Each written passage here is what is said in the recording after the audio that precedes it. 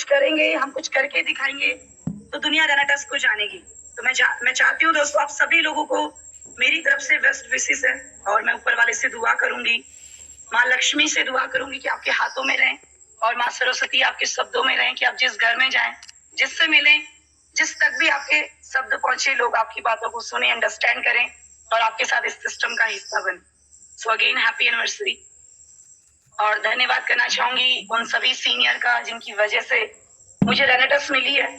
मैं बहुत proud feel करी फर्स्ट बिकॉज मैं आज हमारी एनिवर्सरी और मुझे स्क्रीन पे आने का मौका मिला है। शायद ये मेरा सौभाग्य है और इससे मुझे महसूस होता है कि रेनेटस में बहुत लंबा सफर होने वाला है मेरा।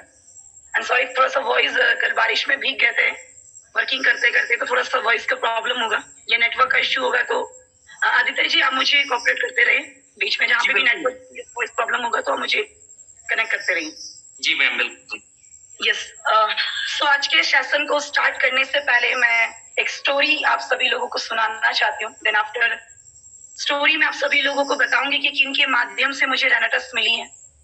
स्टोरी कुछ इस तरह से दोस्तों की, एक राजा होता है और राजा के दिमाग में थॉट आता है कि मैं अपना आधा राजपाट किसी को दे दूं, और ये अनाउंसमेंट वो सभी जगह कर देता है, सभी जगह कहता है कि मैं आधा राजपाट अपना शेयर करने वाला हूँ, देने वाला हूँ, लेकिन उसके लिए मुझे कुछ जाबाजों की जरूरत है और वो जाबाज जो इस नदी को क्रॉस कर जाए। तो इस बात को सुनकर सभी बहुत एक्साइटेड हो जाते हैं कि नदी क्रॉस, ये तो बहुत छोटा सा पॉइंट है, इजीली कर देंगे। तो बड़े बड़े दिग्गज आते हैं जिनको स्विमिंग आती है, जो अच्छे से नदी क्रॉस कर सकते हैं। तो सभी लोग नदी के पास पहुंच जाते हैं और नदी के पास पहुंचते ही कहते राजा को कि महाराज हम रेडी हैं।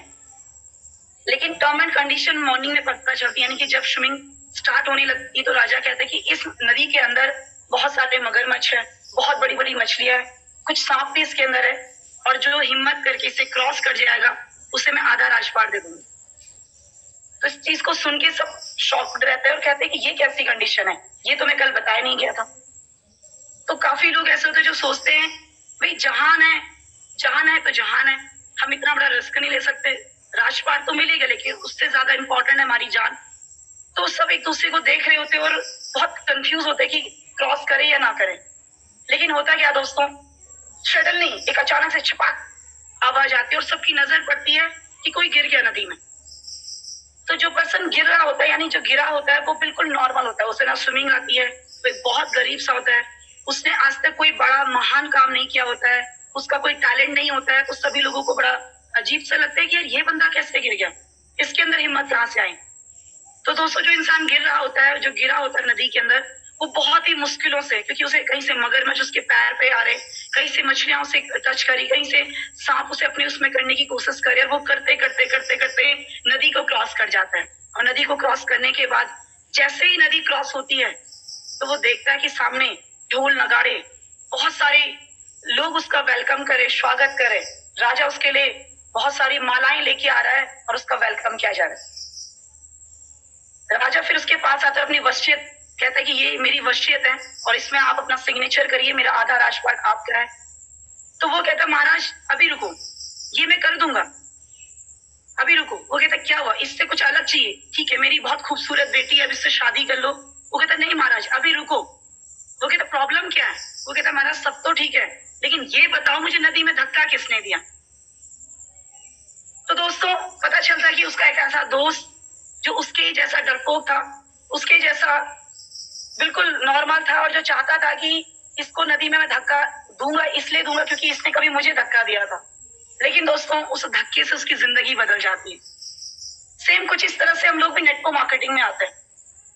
हमारे अंदर भी कोई टैलेंट नहीं होता, कोई क्वालिटी नहीं होती हमारे अंदर, हमें कुछ पता नहीं होता है कि व्हाट इज नेटवर्क मार्केटिंग, ये इंडस्ट्री क्या है, इससे कितना बड़ा किया जा सकता है, हमें कुछ भी नहीं पता होता है। लेकिन दोस्तों हमारी जिंदगी में कोई ना कोई दोस्त, कोई पड़ोसी, कोई रिलेटिव, कोई फैमिली मेंबर आकर हमें जबरदस्ती इस इंडस्ट्री में धक्का दे देता है, और धक्का देने के बाद दोस्तों आफ्टर सम टाइम हमें रियलाइज होता है कि वाह ये तो बड़ी खूबसूरत इंडस्ट्री है। लेकिन दोस्तों जब हम इसका सफर तय करते हैं, जब हम उस नदी को क्रॉस कर रहे होते, तो हमारे पास भी बहुत सारे मगरमच्छ आते हैं जो हमारी टांगे खींचते हैं, जो हमें बोलते हैं तुम्हारी बस की बात नहीं, तुम कुछ नहीं कर सकते, तुम ये कर ही नहीं पाओगे। पर दोस्तों जिसने उस स्टोरी को पार कर दिया, क्योंकि आप जानते होंगे जब जब हम नेटवर्क मार्केटिंग के इवेंट में जाते हैं, सेमिनार में जाते हैं, तो हमसे ज्यादा टैलेंटेड लोग बैठे होते हैं मीटिंग के अंदर, जो पढ़े लिखे होते हैं, हाई उनके अंदर क्वालिफिकेशन बहुत अच्छी हाई होती है, टैलेंटेड होते हैं, स्मार्ट होते हैं। और हम जब नेटवर्क मार्केटिंग में पहली बार आते हैं तो हम बहुत सिंपल होते हैं, बहुत सिंपल होते हैं। हमें ना बोलने की कला होती है, ना हमें समझने की कला होती है, ना हमें दुनियादारी पता होती है, लेकिन कोई हमें जबरदस्ती धक्का दे देता बिना ये बताए कि इसमें काम भी करना पड़ेगा। मैं खुद की बात करूं दोस्तों, ये कहानी मुझसे बहुत रिलेट होती है, क्योंकि इस कहानी के माध्यम से मैं इस इंडस्ट्री में आई, फिर मुझे भी कुछ पता नहीं था, क्योंकि मेरी पहली कंपनी थी नेटवर्क मार्केटिंग। मैंने अपने करियर ही नेटवर्क मार्केटिंग से स्टार्ट किया। तो दोस्तों ये बातें होती रहेंगी, लेकिन उससे पहले आपको ये जानकारी दे दूं दोस्तों, जिनकी वजह से मैं इस इंडस्ट्री का हिस्सा बनी। सबसे पहले मेरे ग्रेट गुरु जो इंडस्ट्री के अंदर लेके आए थे, मिस्टर धर्मपाल सर, वो अभी कुछ सम टाइम बाद हमारे बीच में होंगे। एंड मिस सुष्मिता मैम जो हमारे बीच में अभी नहीं है, कुछ टाइम बाद आएंगे। लेकिन बात करें हम रनाटस की दोस्तों, जो मुझे रनाटस के अंदर लेके आए, मैं स्पेशल थैंक यू करना चाहूंगी मेरे ग्रेट ग्रेट गुरु, जो मेरे बड़े भाई भी हैं दोस्तों, और जो जबरदस्ती मुझे लेके आए थे इस इंडस्ट्री में, क्योंकि मेरी मदर एडमिट थी देहरादून के अंदर और मैं बहुत परेशान थी, क्योंकि मैं ऑलरेडी नेटवर्किंग छोड़ चुकी थी। 3 से 4 महीने का स्ट्रगल था। 1 मंथ मैं डिप्रेशन में थी, क्योंकि बहुत अच्छे लेवल पे काम किया था। लेकिन फाइनली उन्होंने जबरदस्ती 2 बॉटल मुझे पकड़ाई और कहा कि इसे खिला तो सही अपनी मम्मी को। तो मैं उन्हें कहती कि जहां इतना पैसा काम नहीं आ पाया, जहां मैं अपनी मदर पे ऑलरेडी 4 लाख इन्वेस्ट कर चुकी हूँ इनकी हेल्थ पे, अगर वो तब ठीक नहीं हो पा रही तो आपकी छोटी सी डब्बी क्या काम कर लेगी। लेकिन दोस्तों बहुत जबरदस्ती के तौर पे मुझे दी गई थी, और मैंने भी इस सोच के साथ खिला दी कि चल इससे छुटकारा तो मिलेगा, नाराज नहीं होगा और बोलेगा कि मैं इतनी दूर आया, देहरादून चल के आया और इसने कुछ भी नहीं लिया। तो 2 बॉटल ली थी सिंपल सी, सिर्फ पीछा छुड़ाने के लिए। और दोस्तों जब वो बॉटल मेरी मदर ने यूज करने के बाद आफ्टर कुछ टाइम मुझे कॉल आता मम्मी का कि मेडिसिन चाहिए। तो मैंने कहा मम्मी को, मम्मी पर्चियां सेंड कर दो जो आपकी हॉस्पिटल की दवाई है। कहते वो नहीं चाहिए, वो डब्बी वाली मेडिसिन चाहिए। तो मैं शॉक थी दोस्तों कि मेरी मदर ने जो मैंने उन्हें जबरदस्ती खिलाई थी, खा लेना, मन करे तो खा लेना, नहीं करे तो साइड में रख देना, और उसी की दोबारा डिमांड आई। और चीज कुछ इस तरह से हुई दोस्तों कि मेरी माँ का जो पेन था, 1 साइड उनकी नस ब्लॉकेज हो गई थी, और वो पेन जब उनका रिमूव हुआ तो रियली मैं बोल रही हूँ हमारी पूरी फैमिली, क्योंकि हमारी जिंदगी का आधा पैसा मम्मी पे लग चुका था, मेरा फादर का, क्योंकि वो हर 4 दिन में परेशान हो जाती थी। तो थैंक्स करती हूँ मैं अपने great senior mister Akhilesh sir का। धन्यवाद सर, आप चाहे उस दिन आपने जबरदस्ती लेकिन मुझे इस इंडस्ट्री का हिस्सा बनाया, इस खूबसूरत से प्लेटफॉर्म का हिस्सा बनाया। साथ ही मैं थैंक यू करना चाहूंगी अरुण सर का, जो मुझे ऑलवेज गाइड करते रहते हैं जूम के माध्यम से। थैंक यू करना चाहूंगी अवतार सर का, जिनकी ऑलवेज ट्रेनिंग मिलती है, जब सिस्टम अप एंड डाउन होता है तो उनको हमेशा ट्रेनिंग मिल जाती है। एंड स्पेशली थैंक यू मेरे ग्रेट गुरु का mister Gurmeet sir, thank you so much. आप हर मंथ यहाँ पे हमारी विजिट करते हो हमारी टीम के अंदर और टीम को ग्रो करवा रहे हो, थैंक यू सो मच।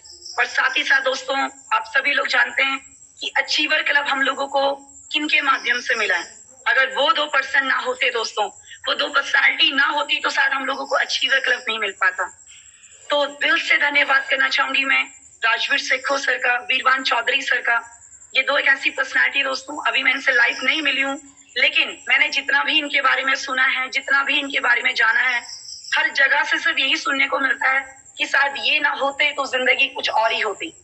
तो सर आप लोगों का भी धन्यवाद और थैंक यू सो मच मुझे टेक्निकल सपोर्ट करने के लिए, क्योंकि आपके माध्यम से मैं टेक्निकली इस सिस्टम के अंदर कनेक्टेड हूँ। So thank you so much. तो सारे सीनियर का धन्यवाद। एंड जैसे कि आप सब जानते हैं कि पहली बार जब हम इस क्लब का हिस्सा बनते हैं, पहली बार जब हम इस ग्रुप में स्क्रीन पे होते हैं, तो हम अपनी स्टोरी के साथ बातों को स्टार्टअप करते हैं। और स्टोरी भी कुछ वैसी है दोस्तों, जैसे आप सब जानते हैं कि रनटस में या नेटवर्क मार्केटिंग में जो लोग भी आते हैं, वो लोग किसी न किसी दर्द से उभरे होते हैं, किसी न किसी, क्योंकि नेटवर्कर की स्टोरी पेनफुल होती है, ये आप सब जानते हैं। और जिसकी जिंदगी में दर्द ही नहीं, समझो नेटवर्कर ही नहीं।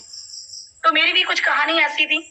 मैं स्टार्ट करूं अगर बात अपने past and present and future में क्या करने वाली हूँ, तो बात करें पास्ट की, तो दोस्तों मैं जब 1.5 साल की थी, तो 1.5 साल में मेरी मदर की डेथ हो गई थी, और मेरी सिस्टर 3 साल 3.5 साल की थी। और फादर को ये लगा कि बच्चे मेरे बहुत छोटे हैं, मैं जॉब करता हूँ और मेरे बच्चों को देखने वाला कोई नहीं है, तो उन्होंने दूसरी शादी कर ली हम दोनों को लेकर के, क्योंकि हम बहुत छोटे थे। तब तो मुझे पता भी नहीं था कि मतलब माँ जाना आना किसे कहते हैं, क्योंकि बहुत छोटे थे, कभी देखा भी नहीं था, अपनी खुद की मदर को मैंने देखा नहीं था। तो फादर ने दूसरी शादी की, और जैसा आप सभी लोग जानते हैं दोस्तों, ये कहानियां बहुत फेमस है, और शायद कल जब अर्चना मैम हमारे बीच में थी तो कुछ चीजें उनसे मेरी रिलेट कर रही थी, और मैं सोच रही थी कि सबने स्ट्रगल किया। कई बार मुझे लगता था कि मैंने ही स्ट्रगल किया, मैंने ही हार्डवर्क किया, लेकिन कल उनको सुन के बहुत अच्छा लगा कि रियली में हर किसी की जिंदगी में, हर किसी की लाइफ में स्ट्रगल है, मेहनत है। तो मेरी जिंदगी में भी स्ट्रगल था, स्ट्रगल चलता रहा। स्टेप मदर है, और जैसा आप सभी लोग जानते हैं दोस्तों कि स्टेप मदर के साथ रहना किसे कहते हैं, ये शायद जिनकी होगी उनको एहसास होगा।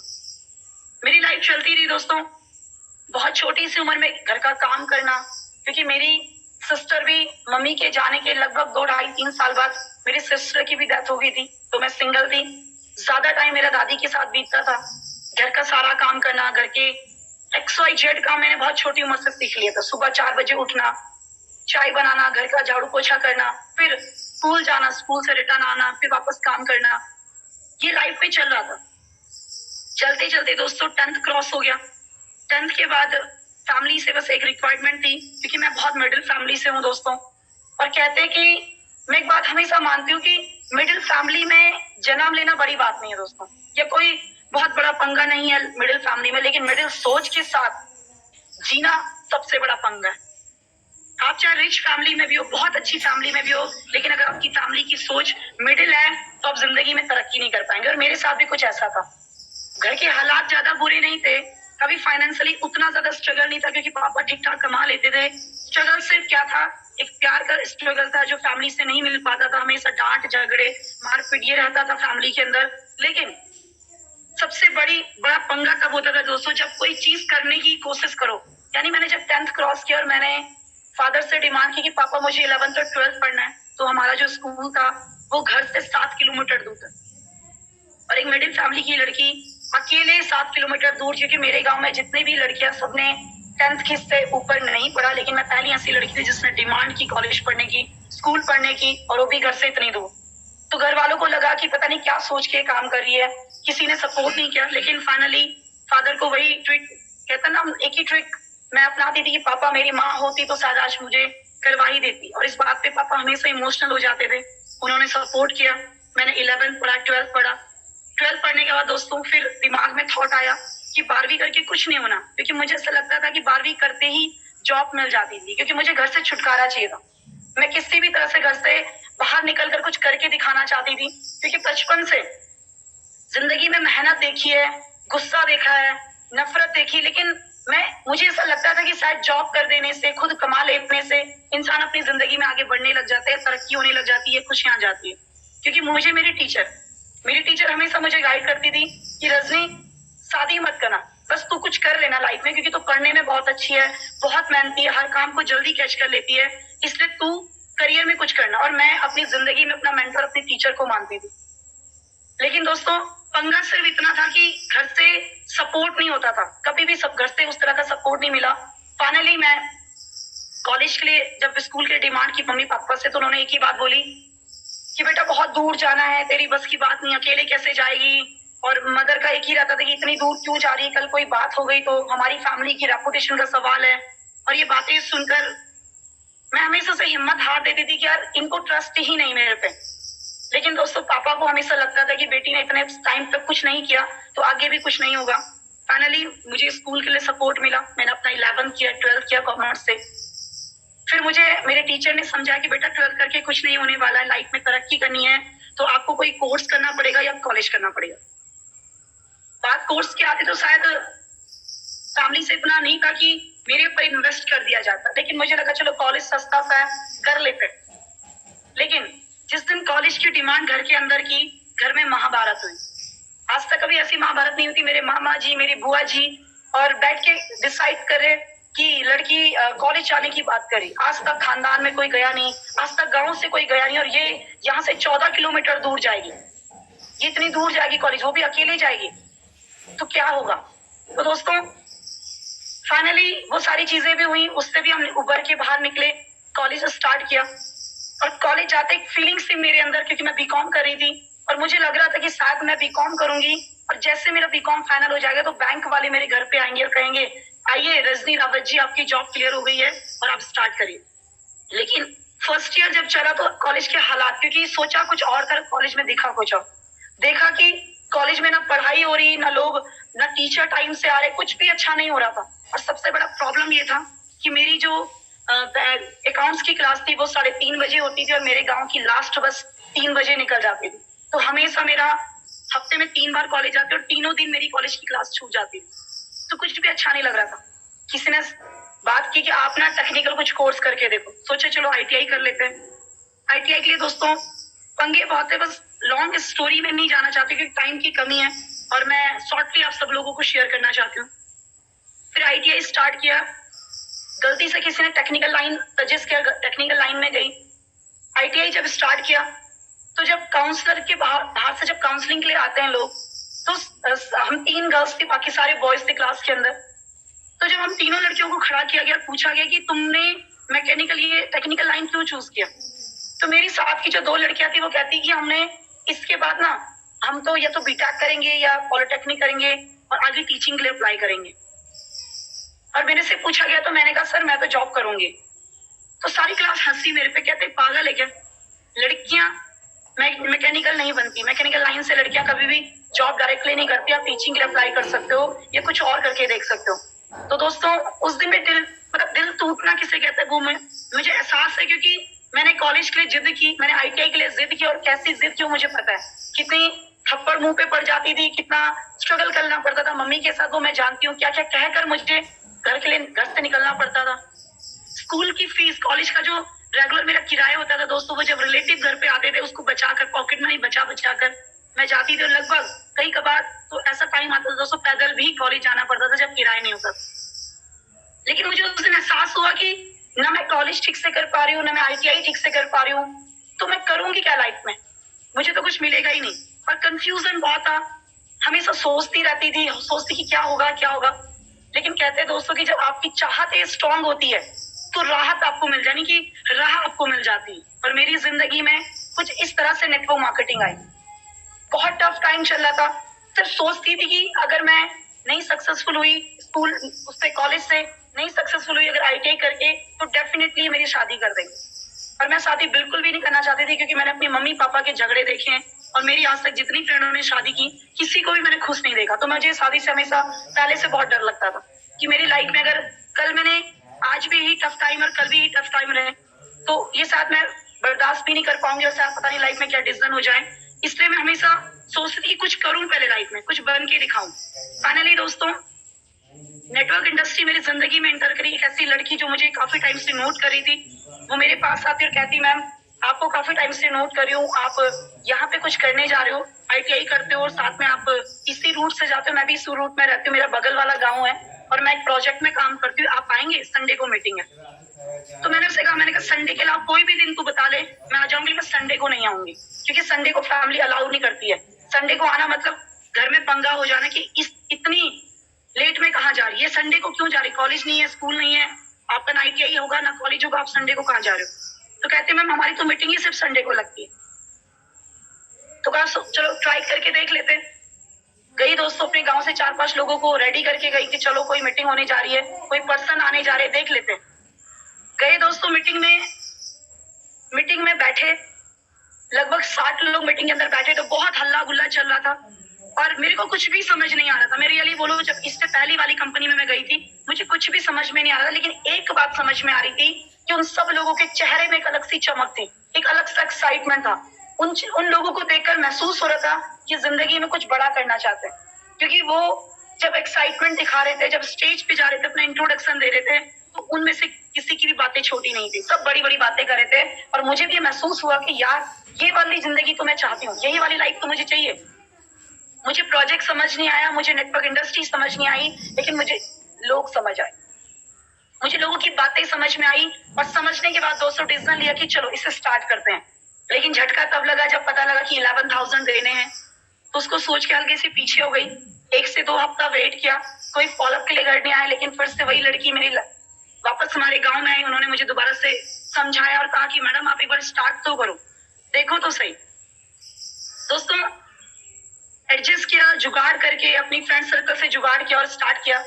स्टार्ट करने के बाद मुझे ये नहीं पता था कि लोगों को भी जोड़ना है, सिर्फ ये पता था कि यहाँ पे जाना है, पढ़ना है और पढ़ाना है। लेकिन बाद में पता चला कि यहाँ पे लोगों को भी जोड़ना पड़ता है, लोगों को टीम बनानी पड़ती है। और मैं उससे कह रही थी कि यार मैं तो कुछ बोल ही नहीं पाती हूँ, मैं तो इतना डरती हूँ अपने घर वालों से कि मैं बगल में अगर तू गलती से भी बात कर दो तो सीधा मुंह पे थप्पड़ पड़ जाता है, मैं कैसे घर से बाहर निकलूंगी, मैं कैसे लोगों को बोलूंगी। तो दोस्तों बहुत वो एक चैलेंजिंग मोमेंट मेरे लिए था कि जो लड़की मेहमान के आने से, इधर से मेहमान घर में एंटर करते थे और मैं दूसरे दरवाजे से बाहर हो जाती थी, वो लड़की कैसे लोगों को जोड़ पाएगी। तो मेरे को लगभग 1.5 से 2 साल तो सिर्फ अपने आप को एक्सप्लेन करने में, यानी कि मैं लोगों को समझा क्या रही हूँ, लोगों को बता क्या रही हूँ, इसमें ही टाइम निकल गया। लेकिन लाइफ में बहुत अच्छा मोमेंट वो था दोस्तों, क्योंकि वहां से मेरे को सीखने को मिला, मेरे अंदर का डर खत्म हुआ और मैं धीरे धीरे करके घुलने लगी, मिलने लगी लोगों से। उसके बाद जब घर से निकले दोस्तों, फाइनली डिसीजन लिया मम्मी पापा से कि मैं घर पे रहकर काम नहीं करूंगी, क्योंकि 2 साल मेरी लाइफ के इसलिए खराब हो गए थे क्योंकि जब मैं घर से निकलती थी तो घर का सारा काम निपटा के 10 बजे निकलती थी, उसके बाद मुझे 4 बजे रिटर्न वापस जाना होता था, फिर रात घर का सारा काम करना होता था। ना मैं स्टडी कर पा रही थी, ना मैं काम ठीक से कर पा रही थी, क्योंकि आप सबको पता है देखो नेटवर्किंग में या तो अर्ली मॉर्निंग होती है, लेट नाइट वर्किंग होती है, क्योंकि हमारे जो कस्टमर्स होते हैं वो जॉब वाले होते हैं, शॉप वाले होते हैं, वो लेट मिलते हैं।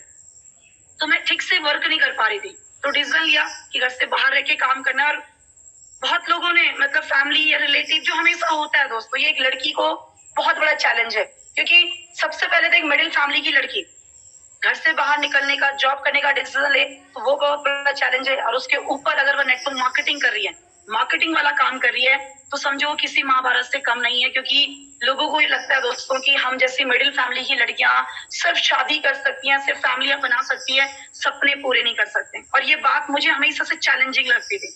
जब भी मेरे रिलेटिव आते थे एक ही बात होती थी, लड़का देख लिया, अरे क्यों इतना पढ़ रहे हो, क्या करोगे पढ़ के, क्या कर दो, क्या कर सकते हो तुम। और सबसे बड़ा चैलेंज मुझे मेरी माँ देती थी कि तू कुछ भी कर ले, कुछ भी कर ले, तेरी बस की बात कुछ नहीं। और मेरे को वो सबसे बड़ी बात दिल पे लगती थी कि मैं करके ही दिखाऊंगी, मैं दुनिया को करके दिखाऊं ना दिखाऊं, लेकिन मम्मी को मैं करके जरूर दिखाऊंगी। लेकिन दोस्तों फाइनली स्टार्टअप किया नेटवर्किंग का, 2 साल ऐसे निकले, घर से बाहर निकले, काम करना स्टार्ट किया। हम 5 लड़कियां एक रूम में रहती थी और मुझे आज भी याद है कि जब टफ टाइम चलता है दोस्तों, कहते हैं ना जब हम कोई संकल्प लेते हैं तो ऊपर वाला जम के परीक्षा भी लेता है। और वही टाइम मेरी लाइफ में था। हम 5 लड़के एक साथ रहते थे, कोई चेक नहीं आ रहे थे, महीनों हो गए थे, इंसेंटिव का तो कोई दूर दूर से नाम नहीं था।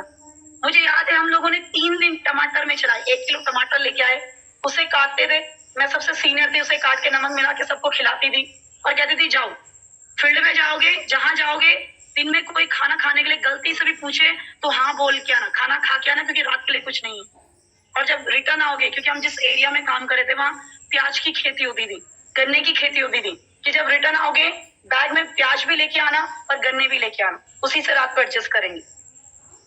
क्यों दोस्तों? क्योंकि काम नहीं सीखा था, काम करना नहीं आता था, ये दिक्कतें चल रही थी।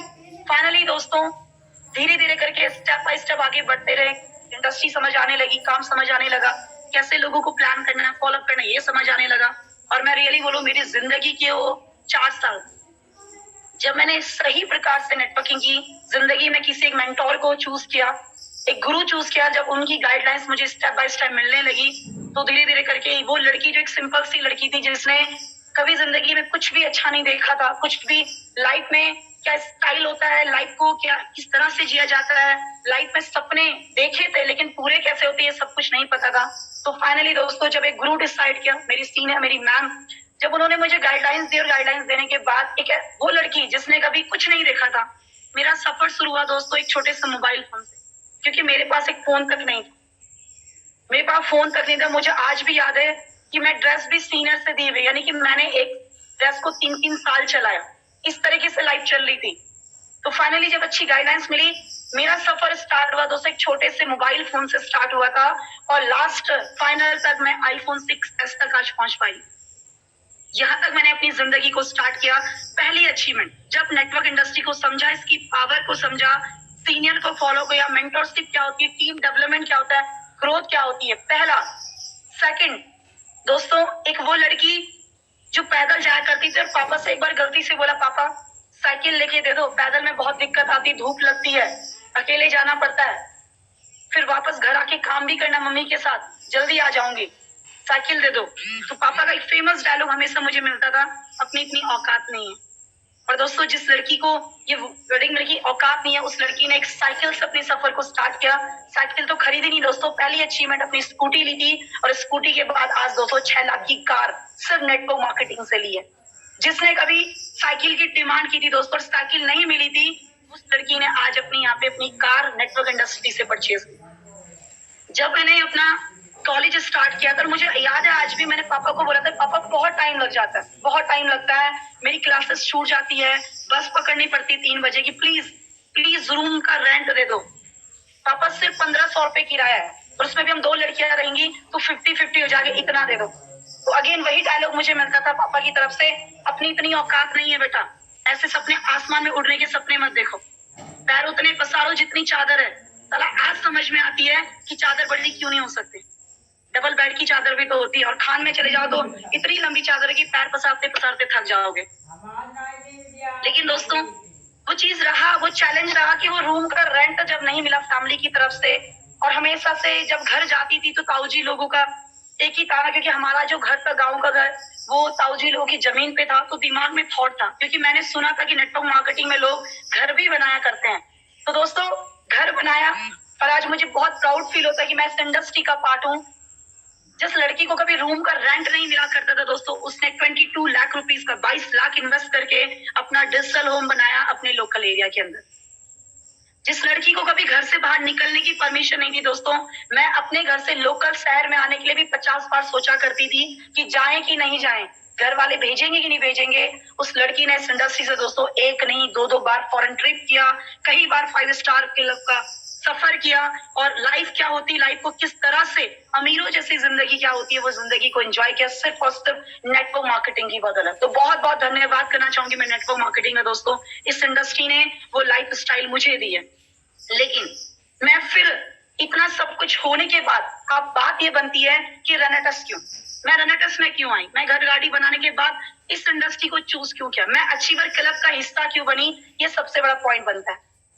तो दोस्तों अब कहानी इस तरह से स्टार्ट होती है रनटस की, कि मैं जब अपनी पहली वाली कंपनी में ग्रो कर रही थी, लाइफ में सब कुछ था, घर बन गया था, गाड़ी बन गई थी, फॉरेन ट्रिप हो गए थे, सब कुछ अच्छा चल रहा था। लेकिन जो सुकून हम बोलते हैं दोस्तों, एक सुकून एक शब्द होता है जो फील नहीं होता था, क्योंकि मुझे हमेशा से एक चीज रियलाइज होती कि रजनी तू तरक्की कर रही है, तेरी ग्रोथ निकल रही, लेकिन तेरे अंडर में जो लोग हैं वो ग्रो नहीं कर पा रहे। जैसे तुझे 3 साल लगा, वैसे उनको भी 3 साल और लगने वाला सीखने के लिए, क्योंकि प्लान बहुत हार्ड था, प्लान बहुत हार्ड था। और एक प्रकार से बोलो तो दोस्तों वो चीज बेचनी पड़ती थी जो चीज है ही नहीं। तो मुझे लगा कि नहीं, अगर मुझे नेटवर्क मार्केटिंग में ग्रो करना है, क्योंकि मेरे सपने बहुत बड़े हैं, मेरे सपने इतने बड़े हैं कि मैं ये भी महसूस करती हूँ एक दिन मेरा आउट ऑफ कंट्री में एक घर तो मेरा वहां पे भी होगा, न्यूयॉर्क के अंदर एक घर तो मेरा वहां पे भी होगा, एक दिन मैं प्राइवेट जेट से अपना खुद का मेरा प्राइवेट जेट होगा। लेकिन मैं महसूस कर पा रही थी कि ये सपने मेरे यहाँ पूरे नहीं हो रहे हैं। मैं जितना करूँ, मेरे अंदर जितना स्टैमिना है, जितना मेरे अंदर पोटेंशियल है, वो मैं 100% दे रही हूँ, लेकिन मुझे वो चीज नहीं मिल पा रही जो मुझे चाहिए। और दोस्तों आफ्टर सम टाइम मुझे 1 साल से रियलाइज हो रहा था कि चेंज करना है, क्योंकि इससे पहले कभी सोचा नहीं था। क्यों नहीं सोचा था? कभी सीनियर की तरफ से कुछ भी धोखा नहीं मिला। लेकिन दोस्तों लगभग 1 साल के बाद एक चीज महसूस होने लगी थी, नेटवर्क शिफ्ट। यहाँ की टीम उठाओ वहां रखो, वहां की टीम उठाओ वहां रखो। मैं जैसे टीम बनाती, जैसे लीडर बनाती, लोगों को डेवलप करती, फिर टीम शिफ्ट हो जाती, फिर ग्रुप शिफ्ट हो जाता। तो दिमाग में एक थॉट आया कि यार ये वो वाला काम है, कुआं खोदो पानी पियो, कुआं खोदो पानी पियो। लेकिन ये हैंडपंप नहीं बन पा रहा है कि मेरा जब मन करे मैं हैंडपंप हिलाऊं और पानी निकल कर आ जाए। ये चीजें महसूस नहीं हो पा रही थी, तो लगा कि कुछ चेंज करते, चलो कुछ और सुनते हैं। इससे पहले कभी नहीं सुना था, 6 साल के सफर में कुछ भी नहीं सुना, अंधा विश्वास रहा, नहीं सिर्फ फोकस फोकस फोकस। लेकिन आफ्टर सम टाइम मुझे 1 साल से रियलाइज हुआ कि मुझे कुछ और चेंज करना चाहिए। और करते करते दोस्तों मैंने बहुत सारी कंपनी का प्लान सुना, बहुत सारी कंपनियां देखी, मैंने अनलिमिटेड जितना मुझे सुनने को मिला था, क्योंकि सबको पता था कि ये नेटवर्किंग करती है, ऑलमोस्ट सभी लोगों ने मुझे अपना प्लान दिया। लेकिन मुझे रनटस क्यों पसंद आई, मुझे रनटस ही क्यों पसंद आई दोस्तों, ये मेरे लिए सबसे बड़ा सवाल था। इसका सबसे बड़ा रीजन था, आप सब जानते हैं कि मैंने स्टार्टिंग में भी बता दिया, मेरी मदर हॉस्पिटल में एडमिट थी। मैं बहुत परेशान थी क्योंकि मैंने अपना बिजनेस ड्रॉप कर दिया था, और ड्रॉप करने का एक और कारण था, मैं कहती हूँ कि गवर्नमेंट ने जब गाइडलाइंस निकाली वो मेरे लिए वरदान थी। बट गवर्नमेंट ने गाइडलाइंस निकाली कि अब 3 महीने तक कोई भी नेटवर्क मार्केटिंग वाला काम नहीं करेगा, किसी को भी वर्किंग करने की परमिशन नहीं। और मेरी सारी टीम, जितने मेरे लीडर्स थे, वो सारे हम रूम पे बैठे हुए थे और डिस्कस हो रहा था कि क्या होगा, क्या गवर्नमेंट हमें पॉजिटिव देगी, क्योंकि डाउट हमें पहले से आ गया था सॉफ्टवेयर के ऊपर कि ये ज्यादा देर तक चलने वाला नहीं है, चीजें आगे बढ़ेंगी नहीं बढ़ेंगी। तो हमारे सारे जितने टॉप लीडर थे, हम 15-20 लोग बैठे हुए थे और डिस्कस कर रहे थे। तो मैंने सबको कहा कोई दिक्कत नहीं, एक बच्चों एक महीने इंतजार करते हैं, 1 महीने से हम स्टार्ट करते हैं। जूम हमें पहली बार उस टाइम पता चला था कि जूम के ऊपर काम करके देखते हैं क्या होता है, लेकिन कुछ खास नहीं हो पा रहा था काम। सबसे बड़ा पंगा ये था दोस्तों, क्योंकि उससे लॉकडाउन की गाइडलाइंस आने से, लॉ बनने से लगभग कुछ महीने पहले मैंने सबको स्कूटी बाइक दिलाई थी और सबकी किस्तें, क्योंकि गाड़ी दे दी तो किस्तों में थी और सबकी किस्तें सर पे बर्डन हो रहा था। फैमिली से कोई सपोर्ट नहीं था किसी का। मैं सपोर्ट करती तो कितना करती, क्योंकि मैंने भी घर बनाया था, ऑलरेडी क्रेडिट हो गया था मेरे ऊपर, 1 लाख 1.5 लाख का क्रेडिट वो ऊपर से आ गया था। साथ में जो 3 महीने हम फ्री रहे, कार थी मेंटेन करना था, टीम मेंटेन करनी थी, फैमिली मेंटेन करनी थी, तो बहुत सारा पैसा मार्केट से उठा लिया था कि चलो आज कंडीशन बदलेगी, कल कंडीशन बदलेगी। और करते करते दोस्तों मैं सिर्फ 3 महीने के अंदर 3.5 लाख के कर्जे में आ गई। टीम को मैनेज करते करते, अपने को मैनेज करते करते, सब कुछ मैनेज करते हुए 3.5 लाख के कर्जे में आ गई थी। और डिप्रेशन इतना तगड़ा था, 1 महीने तक दोस्तों डिप्रेशन की गोलियां खा रही थी कि कुछ होगा कि नहीं होगा, कुछ चेंजेस आएगा कि नहीं आएगा, क्योंकि नेटवर्क मार्केटिंग से एक प्रकार से नफरत जैसी होने लगी थी। प्लान सुन रही थी, लेकिन हर प्लान में वही दिख रहा था, किसी की 6 लग है, किसी का ये मेंटेन करो, वो मेंटेन करो, इतना परसेंट है वो। तो प्लान सुन तो रहे थे, लेकिन वो फीलिंग्स नहीं आ रही थी। तो लग रहा था कि चलो जॉब ट्राई करो। LIC के अंदर मैं 1 महीने जॉब करी, तो वहां भी मजा नहीं आया, क्योंकि वही एक साथ बैठो, वही 30-35 हजार, तो लग रहा था कि कुछ खास नहीं है। तो फिर धीरे धीरे करके लगा कि चलो कुछ और करके देखते हैं क्या होता है। तब तक मम्मी का सडनली कॉल आया कि रजनी हॉस्पिटल में जाना है, बहुत पेन हो रहा है मेरे पैर में। जो मेरी स्टार मदर थी उन्होंने कहा कि बहुत पेन हो रहा है, नसें ब्लॉक होती जा रही, रात के 2-2 बजे उठकर मैं बहुत ज्यादा दिक्कत आ रही, मुझे एडमिट कर दो। दोस्तों एडमिट किया, उनके सारे टेस्ट चल रहे थे, ऑपरेशन की पूरी तैयारी हो रही थी कि जो नस ब्लॉक हो गई ऑपरेशन से अब खुल पाएगी। तो फाइनली मुझे कॉल आता है, कॉल आया मुझे अखिलेश सर का, कहता कहाँ है रजनी, आजकल तेरे कोई स्टेटस नहीं दिख रहे हैं, आजकल लग रहा है मैंने सुना कि तूने ड्यूसॉप भी छोड़ दिया है, कहाँ है। मैंने कहा सर मैं देहरादून के अंदर हूँ और मम्मी का बहुत पंगा चल रहा है। कहते अरे मैं भी देहरादून के आसपास हूँ, आता हूँ। तो मैंने उन्हें एड्रेस दिया, सर हॉस्पिटल में है, मम्मी से मिले। मैंने उनको हाथ पे बोल दिया सर सब करना, मेरी माँ को ये दवाई वाला प्लान मत देना, क्योंकि वो काफी टाइम से मुझे मेडिसिन के बारे में बता रहे थे। मैंने कहा उनको मत बताना प्लीज, हो सके तो, क्योंकि वो बहुत टफ टाइम में चल रही है और ऊपर उससे ऊपर अगर आप अपनी दवाई दोगे तो कुछ और ना पंगा हो जाए, हम पहले ही बहुत परेशान है। तो मैं जैसे ही दवाई लेने गई, डॉक्टर ने कहा कि ये मेडिसिन लेके आ जाओ। तो सर ने तब तक मम्मी को पूरा समझा दिया, आंटी ये दवाई है, इसमें ये फायदा है, इसमें ये फायदा। तो जब मैं रिटर्न आई दवाई लेकर, डॉक्टर की दवाई लेकर, तो मम्मी कहती ना 1-2 दवाई ये भी ले लो, 2 डब्बे ना रजनी ये भी ले ले, ये भाई वाले डब्बे ले ले। तो मैं सर पे गुस्सा कर रही, आंखें दिखा रही हूँ कि आपने क्यों मेरी माँ को समझाया। तो फाइनली सर ने दिया, 2 बॉटल ले ली। चलो मैंने कहा कोई दिक्कत नहीं, पीछा छूटेगा, इतने टाइम से लगे पड़े हैं। और हम घर आ गए।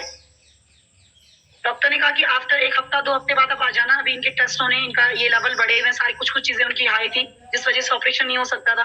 तो 2 हफ्ते के लिए हम घर आ गए। 2 हफ्ते की मेडिसिन डॉक्टर से लेके आए, लगभग 7,000 की मेडिसिन हम लेके आए थे और 2 बॉटल हम रेनेटस की लेके आए थे। तो दवाई चलती रही, चलने के बाद 1 हफ्ते बाद मम्मी का मुझे कॉल आता है कि बेटा जो दवाई हम खा रहे हैं बहुत अच्छी है, चीजें बहुत अच्छी है, मुझे लग रहा है, मुझे ना फीलिंग, पहले भी हम डॉक्टर से दवाई लेके आते थे और अभी भी हम ला रहे हैं, ये वाली दवाई तो खत्म हो गई है देहरादून वाली, लेकिन ना मेरे को ऐसा पता नहीं क्यों लगा कि अच्छी सी है। तो मुझे लगा शायद ऐसी मोटिवेट हो गई होंगी, दोनों दवाई मिक्स करके खा रही है। तो मैंने इग्नोर कर दिया, मैं कहा ठीक है ना, कोई दिक्कत तो नहीं, दवाई तो नहीं लानी। कहते नहीं अभी वो खत्म हो गई और ये डब्बे चल रहे हैं। मम्मी का जब वो डब्बे खत्म हुए तो मम्मी का मुझे कॉल आता है, कहते कि रजनी दवाई चाहिए। मैंने कहा कौन सी वाली, पर्चा भिजवा दे, मैं देहरादून की साइड जा रही हूँ। कहते नहीं वो नहीं चाहिए, वो डब्बे वाले भिजवा देना मेरे घर पे, क्योंकि 1 हफ्ते, वो तो 1 हफ्ते में खत्म हो गई थी, इसको रेगुलर 2 महीने से खा रही हूँ, लेकिन मुझे ऐसा लग रहा है कि कुछ फर्क पड़ रहा है मेरे अंदर, कुछ चेंज। अब रात को ना दर्द नहीं होता मुझे, जो मैं डंडे लेके चलती थी ना मैं वैसे चलने लगी हूँ। मैंने कहा ठीक है, मतलब फिर फोन किया अखिलेश सर को, सर 1 डब्बा और भिजवा दो। सर हंस रहे थे, तो मैंने कहा चलो भिजवा दो, देख लेते हैं, मम्मी पूछ रही तो देख लेते हैं। तो भिजवाया 1 डब्बा और घर में गया, और दोस्तों 3 डब्बे में सच में मेरे को इतना ज्यादा खुशी हो रही, क्योंकि हम बहुत परेशान थे मम्मी को लेकर गए। मेरे को चाहे उन्होंने मेरे साथ जो भी किया, लेकिन दोस्तों पाला उसी ने मेरे को। तो मेरे को ये लगता था कि नहीं यार इसको, क्योंकि मेरी जो पहली मदर की डेथ हुई वो किसी बीमारी की वजह से हुई थी, कैंसर की वजह से, और मैं उनको नहीं ठीक कर पाई क्योंकि मेरे हाथ में कुछ नहीं था। तो मैं चाहती थी कि मैंने उसको खोया, मैं इसको ना खोई। इसने चाहे जो किया, इसकी सोच थी, लेकिन मेरी सोच अच्छी, मुझे इसको खुश रखना है, इसे मैंने सब कुछ करके देना है। तो दोस्तों, वो डब्बे के अलावा रियली मैं सल्यूट करती हूँ मैं रेनेटस के प्रोडक्ट को, कि जो हमारे को 4 लाख लगा के नहीं हो पाया, वो सिर्फ रेनेटस की 3 डब्बी ने वो कमाल कर दिया। और आज मेरी माँ बिल्कुल ठीक है, घर का सारा काम कर लेती है, मैं घर से बाहर हूँ। मेरी बहन की 2 साल से एजुकेशन ड्रॉप हो गई थी, वो अब अपनी एजुकेशन करी और बहुत अच्छे से घर का सारा चीजें मैनेज हो रहा है। फिर मुझे लगा चलो 2-4 लोगों को और बांट के देखते हैं। मैंने अपनी मामी जी को दिया, उनका गैस चढ़ जाता था। छोटे मामा जी को दिया, उनकी सूजन आती थी बॉडी के अंदर। कुछ फ्रेंड सर्कल में दिया, कुछ मेरी फ्रेंड थी, उनको पर्सनल प्रॉब्लम थी, उनको दिया। ऐसे 4-5 लोगों को जब रेनेटस दिया दोस्तों, तो सभी को ऑलमोस्ट अच्छे रिजल्ट आए और सबका रिस्पॉन्स ये था कि रजनी चीज बहुत अच्छी है यार, कहाँ से लाई। तो फिर मुझे लगा कि चलो अच्छा है, तो इसका मतलब देख लेते हैं। अब ऑर्डर्स आने लगे हैं। तो मैं अखिलेश सर को कॉल किया और कहा कि सर मुझे मिलना है आपसे। तो सर ने मुझे गुरमीत सर से मिलाया, मेरे को बिजनेस प्लान शेयर हुआ, मैंने बिजनेस को समझा, बिजनेस बहुत पसंद आया, बहुत अच्छा लगा दोस्तों। लेकिन वो कहते ना कि जब हम चांसेस आते लाइफ में तो इंसान कंफ्यूज हो जाता है, और मैं कंफ्यूज हो गई। मेरा एक फ्रेंड था विक्ट्री, इससे पहले उन्होंने हम दोनों ने ड्यूसअप साथ में की थी, बहुत अच्छा हमारा क्रॉस लाइन हम थे, लेकिन बिजनेस बहुत अच्छा हम लोगों ने साथ में किया। तो उनका मुझे कॉल आया, रजनी हमने सुना कि तू रेनेटस का प्लान सुन रही, तुझे पता नहीं मैं रेनेटस के अंदर काम करता हूँ। मैंने कहा अच्छा तू रेनेटस में काम करता है? कहते हैं हाँ, मैं तुझे मिलाता हूँ। तो मुझे फिर मिलने विक्ट्री के टॉप सीनियर से मिलने का मौका मिला, और उनसे मिली, बात की उनसे।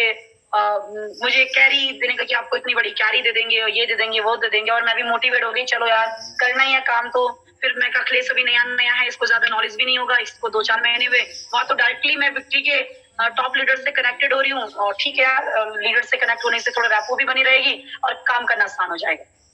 तो दोस्तों फाइनली स्टार्ट किया, और स्टार्ट करने के बाद आई थिंक स्क्रीन में कोई प्रॉब्लम आ रही, ओके। तो स्टार्ट किया और ज्वाइन कर दिया। वहां पे ज्वाइन करने के बाद शुरुआती जब ज्वाइन करा इन लोगों ने, तो बड़ी बड़ी बातें क्या, रजनी मैम पूरा सपोर्ट मिलके तूफान मचा देंगे, आपको 100% फील्ड में साथ मिलेगा, ये सारी चीजें। मैंने कहा ठीक है, क्या चाहिए फील्ड में साथ ही तो चाहिए, बस काम सिखा दो, साथ की जरूरत नहीं, बस काम सिखा दो मेरे को, मैं खुद ही कर लूंगी। तो हुआ क्या दोस्तों, स्टार्ट किया विक्ट्री के साथ, बहुत अच्छे से सेलिब्रेशन हुआ, सब कुछ मान सम्मान मिला, हाईलाइट हो गई अच्छी। विक्ट्री की एक मीटिंग भी जूम के अंदर दे दी। लेकिन जब बात काम की आई, तो फिर वही दीजिए, कॉल करो तो आज बिजी है, वहां बिजी है, वहां बिजी है, मेरा काम स्टार्ट नहीं हो पा रहा था। लेकिन फिर भी 1 महीने के अंदर मैंने लगभग 72 बॉटल्स, यानी कि 72 बॉटल्स मैं ऑलरेडी दे चुकी थी, फील्ड के अंदर लोगों को दे चुकी थी, थोड़ा बहुत रिजल्ट आने स्टार्ट हो गए थे, थोड़ा बहुत इनकम भी आ गई थी, हल्का फुल्का रिटेल था, क्योंकि मैं टीम के साथ काम करी थी। और मैं रिटेल अभी भी नहीं लेती और कभी भी नहीं लेती हूँ, उनको दे रही थी, लेकिन मेरा जो इंसेंटिव था वो ग्रो नहीं हो पा रहा था, उस तरह से इनकम नहीं बन पा रही थी। और मुझे लगा कि यार बहुत टाइम लग जाएगा। मैंने ऑलरेडी 6 साल दे दिया, और 6 साल में सिर्फ घर गाड़ी बना पाई हूँ। और जहां मैं जानती हूँ कि नेटवर्क मार्केटिंग में लोग 1-1 साल में 1 करोड़ रुपए कमा रहे हैं, तो रजनी बहुत टाइम लग जाएगा, बहुत स्लो हो रहा है काम। तो लगा कि मजा भी नहीं आ रहा, और जो बातें सबसे मेरे लिए कमिटमेंट बहुत मायने रखती है, कि जो बोल दिया वो करना है, क्योंकि जो मैं बोलती हूँ वो मैं करने की 100% कोशिश करती हूँ। और मुझे लगा कि चीजें कमिटमेंट से बाहर हो रही है, धीरे धीरे करके मैंने सर से कॉल किया, सर को कॉन्टेक्ट किया। अखिलेश सर प्रॉपर मेरे कॉन्टेक्ट में थे, उनको बहुत ज्यादा बुरा लगा कि यार मैंने प्लान गुरमीत सर से सुना और ज्वाइन मैंने वहां पे कर दिया। लेकिन आफ्टर कुछ टाइम मैंने अखिलेश सर को कॉल किया कि सर मुझे एक बार आपसे फिर से मिलना है, ठीक से प्लान को समझना है, मैं कंफ्यूज हो गई हूँ, आप मुझे बताओ। रेनेटस मुझे पसंद आ गई, लेकिन मैं सही प्रकार से काम नहीं कर पा रही हूँ। एक बार दोबारा दोस्तों सर से मुलाकात हुई, और मैं सल्यूट करती हूँ गुरमीत सर को, thank you so much sir, आप मेरी जिंदगी में दोबारा नहीं आते तो शायद मुझे कभी भी अचीवर का हिस्सा बनने का मौका नहीं मिलता। वापस दोस्तों यहाँ पे आई, प्लान सुना और काम करना स्टार्ट किया। मैं आपको बताना चाहती हूँ, मैंने 1 महीने विक्ट्री के अंदर काम किया, और 1 महीने मैंने अचीवर के अंदर काम किया। और आज की मैं बात करूँ दोस्तों, वहां मेरी जो 1 महीने की इनकम थी, वो आज भी मेरी आईडी पे शो करती है, 10,000 का चेक था मेरा। और 1 मंथ मुझे यहाँ पे काम करते हो गए हैं, और अभी सिर्फ मैंने 2 क्लोजिंग दी है दोस्तों। तो पहली क्लोजिंग का जो मेरा चेक था, और कल ही मेरे अकाउंट में ट्रांसफर हुआ, उसके लिए मैं थैंक यू सो मच करना चाहूंगी अपने ग्रेट अपलाइन का। वहां पे मैंने जब क्लोजिंग की पहली, तो सिर्फ और सिर्फ मैं 700 सीसी मैच कर पाई थी, और जब मैंने अचीवर के अंदर पहली क्लोजिंग की अपनी, तो मेरी 5000 सीसी मैच, 5000 सीसी में मैच कर पाई, और कल ही मेरे अकाउंट में 5000 सीसी का इंसेंटिव ट्रांसफर हुआ दोस्तों। तो मैं थैंक यू सो मच करना चाहूंगी ग्रेट सीनियर को, रिस्पेक्टेड राजवीर सिंह को, सर वीरवान चौधरी सर का thank you so much sir. आप लोगों का जो सिस्टम है, आप लोगों ने जो लोगों के अंदर एक प्यार भरा हुआ एक यूनिटी भरी हुई एक दूसरे को। सबसे बड़ी बात है अचीवर की कि अचीवर एक दूसरे को ग्राउंड से उठाकर, टीमों को ग्राउंड से उठाकर उनके ऊपर वर्क कर रहा है और उनको आगे बढ़ने का पूरा मौका दे रहा है। तो thank you so much sir, और specially thank you Gurmeet sir का, अवतार सर का, specially thank you Arun sir का, और सबसे बड़ा थैंक यू मैं करना चाहूंगी अपने बड़े भाई का, जिस बंदे ने बहुत स्ट्रगल किया मेरे साथ फील्ड में। इस एक महीने के अंदर नई टीम बनाई, हम लोगों ने नया ग्रुप बनाया। तो thank you so much Akhilesh sir, आपको भी बहुत बहुत धन्यवाद। आपकी वजह से मेरी 5000 सीसी मैच हुई है दोस्तों, और ये कंटिन्यू होती ही रहेगी, क्योंकि अगला जो मेरा टारगेट है दोस्तों वो इसे मेंटेन करने का है। और अभी मेरी शुरुआत है, अभी मैं सीख रही हूँ नेटवर्क मार्केटिंग में, रेनेटस को सीख रही हूँ, क्योंकि प्रोडक्ट कभी नहीं बेचे, इससे पहले सॉफ्टवेयर बेचा, इससे पहले सिर्फ मोटिवेशन बेचे। लेकिन आज समझ में आ रहा कि एक्चुअल में बेचना किसे कहते हैं। आप बेचना सीख रही हूँ, चीजें कभी ऊपर नीचे होंगी, लेकिन मैं सर आप सभी लोगों से कमिटमेंट करती हूँ कि ये रजनी रावत आपकी टीम की एज अ गर्ल हमेशा टॉप में रहेगी, आप लोगों का नाम हमेशा ऊंचा करके रखेगी, और अचीवर क्लब को कभी भी वो मोमेंटम नहीं बनाऊंगी कि आप लोगों को लगे कि हमारी टीम में एक लड़की थी। मैं सर हमेशा आपको प्राउड फील करवाऊंगी, और आप सभी लोगों का नाम हमेशा ऊंचा करके रखूंगी, क्योंकि मुझे जिंदगी में बहुत बड़ा करना, मेरे बहुत बड़े सपने हैं। मुझे अपना क्रेडिट खत्म करना है, मेरा अगला टारगेट जो है, मुझे अपना प्लॉट लेना है, मुझे खुद का घर बनाना है। ये घर मैंने पापा को गिफ्ट किया, मुझे अपनी खुद का घर बनाना है, मुझे अपनी कार चेंज करनी है, मुझे चंडीगढ़ में भी सेटल होना। मेरा लाइफ का जो फाइनल टारगेट चंडीगढ़ के अंदर अपना घर हो, अपनी BMW कार हो, मुझे फॉरेन के अंदर भी।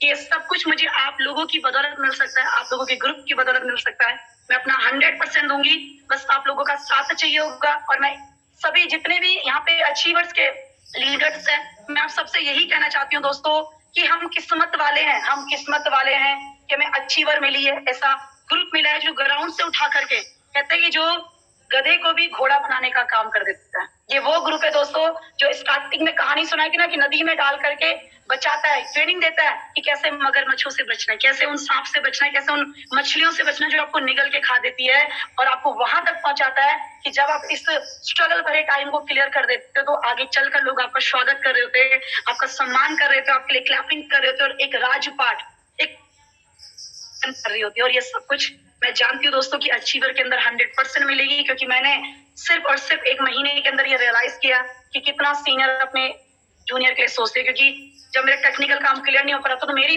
वजह से सर लोग डायरेक्टली ऑफिस के अंदर गए, गुरमीत सर इतना परेशान, गुरमीत सर ने डिसीजन तक ले लिया था कि ये काम नहीं होगा तो मैं ये कर दूंगा। अखिलेश सर परेशान, अरुण सर परेशान, अवतार सर परेशान। तो इससे ये महसूस हुआ कि इन्हें अपनी टीम की कदर कितनी है। और कहते हैं दोस्तों जिन्हें टीम की कदर होती है वो लोग हमेशा तरक्की कर जाते हैं, वो लोग हमेशा नेटवर्क मार्केटिंग में ग्रोथ कर जाते हैं। और ऐसे ग्रुप का हिस्सा मैं हूँ, और ये मेरे लिए सबसे बड़ी सौभाग्य की बात है।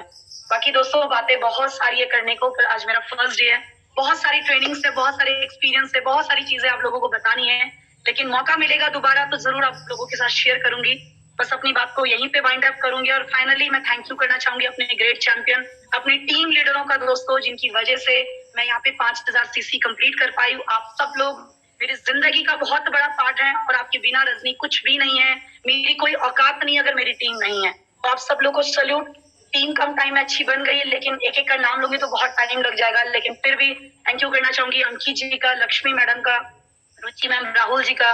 बहुत लोग है टीम के अंदर, सूरज जी, बहुत टीम है, हर किसी का नाम प्लीज बुरा मत माने, लेकिन अभी शुरुआत है रनेटर्स के अंदर। और धन्यवाद करना चाहूंगी और टीम लीडर जितने भी हमारे अचीवर क्लब के टॉप लीडर्स है। Thank you so much sir. कोई बात गलत लगी हो मेरी, किसी बात से बुरा लगा हो किसी को, तो सॉरी कहना, अपनी जिंदगी में इम्प्लीमेंट जरूर करना। So thank you so much again Akhilesh sir and Arun sir का, थैंक यू सो मच।